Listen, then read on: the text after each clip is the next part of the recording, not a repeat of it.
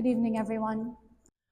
So normally, as an MYP and a DP coordinator, one of my responsibilities is to interview students who are interested in applying to our school and who are aspired in joining our prestigious programs. And so I asked them a variety of questions. And there is a question in particular that reveals something deeper. And I like to use this question because it helps me to determine the psyche of these applicants. Now, this question is, if you were to choose someone who inspires you the most, who would that person be and why? Now, over the past years, I have heard a variety of answers. Some students have chosen to speak about their grandfathers. Other students have chosen to talk about historical figures like Napoleon Bonaparte. But mainly, most of these students have chosen to speak about someone who we can describe as a visionary. Now, the question is, what is a visionary? And this is what I'd like to talk about with you today, and the essential importance of crafting a vision that not only is important for individuals, but it shapes the future of our world. And so a visionary is a person who has the ability to see a future that does not exist, but despite challenges and hardships and relentless effort, they work hard to make that vision a reality.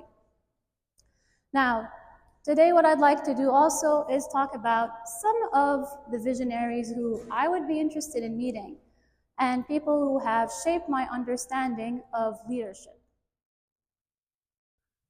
So let's take a look at the first person, Martin Luther King Jr.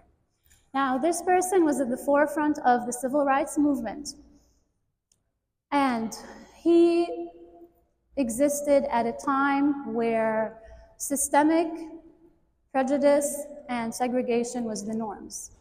Now, despite these challenges, King had a vision where people would be judged by the content of the character and not by the color of their skin. His famous speech of "I Have a Dream" was not just a speech. It was a vision that eventually became a reality. He had a vision of a future that was full of justice and freedom for all. Now, while he was implementing this vision, unfortunately, it came at a time of great risk. His life was threatened, he faced constant opposition, yet despite these challenges, he did not give up.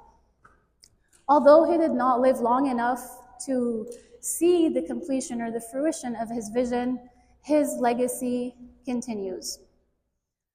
His work has led to monumental changes in law and in societies. Her novels. She was a single mother, and she lived on welfare. She struggled, and she faced a lot of challenges that people thought were insurmountable. However, she did not give up. Now, she had a vision in her mind. Integrity and courage would overcome evil. Rowling did not. What's remarkable is that not only did she have a vision, but she painstakingly created it and developed it. It was not just for herself. It was for the millions of readers, including myself, who was inspired and motivation in her work. To her vision and didn't give up despite the challenges that she faced. Let's take a look now at the third visionary I'd like to talk about. Steve Jobs is a name synonymous with vision. He had a vision about technology. He did not see technology for what it was,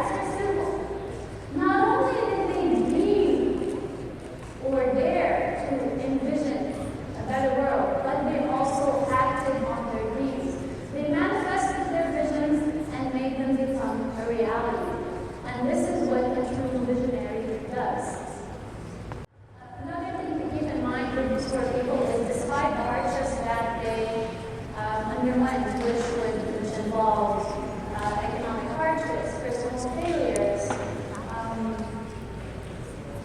societal difficulties. With all of these problems, they still managed to work hard and not give up and make their dreams a reality. And also, they did not become successful because of luck or because of privilege. It again goes back to them working hard. Now the good news is that to create or manifest a vision, this is not just for the famous and for the successful. It is for everyone, including you in this very room. And so all of you have the power of vision. And what I'd like to do today also is I want to share with you how visionaries today use in order to implement their visions and make them a reality. Let's recall the steps of